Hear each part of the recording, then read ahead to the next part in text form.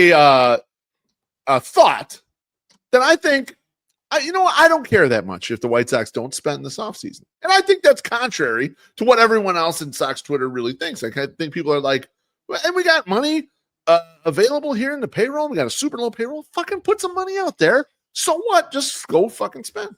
And so my thought was, boys, let's do that fucking exercise right now and let's see what it ends up looking like. I want to take a look at this because maybe I'm wrong and maybe everyone who wants to spend is correct. So I'm going to put up a graphic on the screen right now. What I did is I flushed out what the White Sox payroll is currently. Now, what I used is I use Spot Track, except those big dummies had $820,000 as league minimum. That's not correct. It's $780,000 in 2026.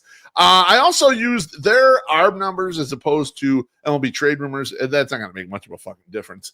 So the opening payroll right now, no additions, just kind of whoever's in the White Sox 40-man realm that we would squish onto the 26-man roster, is a shade over $61 million.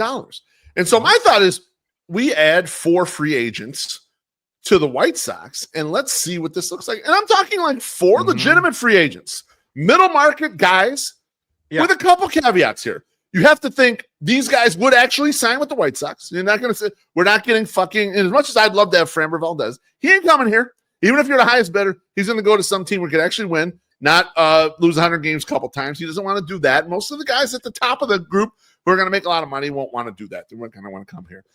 Secondarily, and it's something that a dear friend of ours, Aloha Mr. Hand, brings up often. He calls it the White Sox suck tax. Now, it's not specific to the White Sox, but when you have a bad team and you're trying to lure free agents, middle market, and up, generally they're going to cost a little bit more than they would cost if you're going to a contender. And that's for obvious reasons, right? You have the fringe benefits of being on a good team and those things. There's other benefits to being a winner, basically. These guys value that in some way. So it's not a big number, but what we're going to call it right now is we're going to call it like about 25% on an annual salary bump for Sox suck tax, if that's okay with you. Can I double down on Mr. Hand's suck tax? Go for it, yeah. I think it's also going to be very difficult to pull off a 1-year contract in this offseason. Because I don't know a lot of guys who want to be a free agent going into the lockout year. Yep. I don't know how many guys are going to have a choice. Let's be honest with ourselves. Right. And the reason why I bring this up, Treasy, is I like this because these should be guys that don't have a choice, right? These are guys that are 1 or 2 year deal type guys. I pulled these salaries from Fangraphs. Fangraphs actually does an annual article, their top 50 free agents. What they do is they have Ben Clemens guess the salaries. And then they crowdsource the rest of it. And so what I took here is I took like median salary from the crowdsource. So basically, this is the wisdom of crowds, if you believe crowds have wisdom or not. I truly don't give a fuck. I just wanted to put a number out here so we could get something to throw down. So the first question is, my Sox number, what do the White Sox need? Just one position that they might need. Oh, right field. Okay, right field.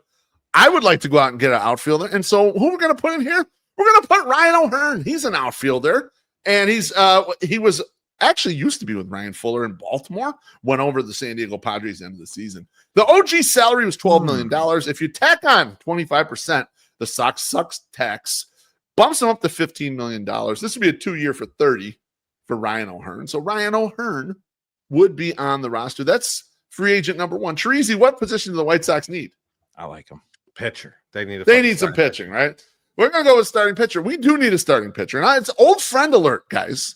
He was just on a contender. And that's Chris Bassitt. Chris Bassitt, the Blue Jays, free agent. How old is Chris Bassitt? 37 years old. Chris Bassitt coming over here.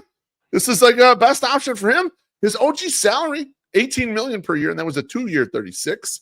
And Sox suck tax will bump him up to $22.5 million. So that's $2 and $45. Get Chris Bassitt in here. Now I know you guys know that we need some relievers. The relievers were a little sketchy this past year. We only need 5 or 6 relievers. Well, I'm only going to sign one free agent that is a substantial number. And I'm going to sign Raisel Iglesias. Kind of funny. There was Dodgers chirping around him today in free agency. So if that would happen, he's not coming to the White Sox. I feel like he's going to make an unconscionable amount of money this offseason. But let's go with it. Let's go. So Fangraphs median salary The OG is $12 million. You add the Sox I like that ball grip. He's up to $15 million. That would be 1 in 15 for Raisel. I'll get back out there after this season, maybe so he can earn more. And lastly, I mean, maybe this is just me, but I feel like the White Sox need a third baseman. Potentially one that might have a little bit of thump. And this guy performed well down the stretch. He performed well in the playoffs. Used to play with the Minnesota Twins, but was just with the Seattle Mariners. And that is Jorge Polanco. Polanco fills in second, first, but he can also play third. His OG salary, $14.5 million. Add in the Sox suck tax, that's $18.1 million. That's a 2-year, $36.2 all in. There's 4 free agents, guys, to fill in 4 nice spots. Now, what I'm going to pull up on the screen is the updated look at this roster. And our new free agents are in red. You can see those shiny new toys that we added in here. And you see the payroll, opening day payroll will bump up to a whopping $129.4 million. That would be the 3rd highest payroll, opening day payroll in White Sox history. My question for you two, is this a good team or is this the 2015 White Sox reincarnated? Man. Tracy, you're first. It's still a very rough team. Rough team. Now, Beef, I will argue one of these. Yeah. And that is Ryan O'Hearn. I think you might be able to get him at fair market because he's had a little bit of a downswing, and I think he might want to come back to Fuller.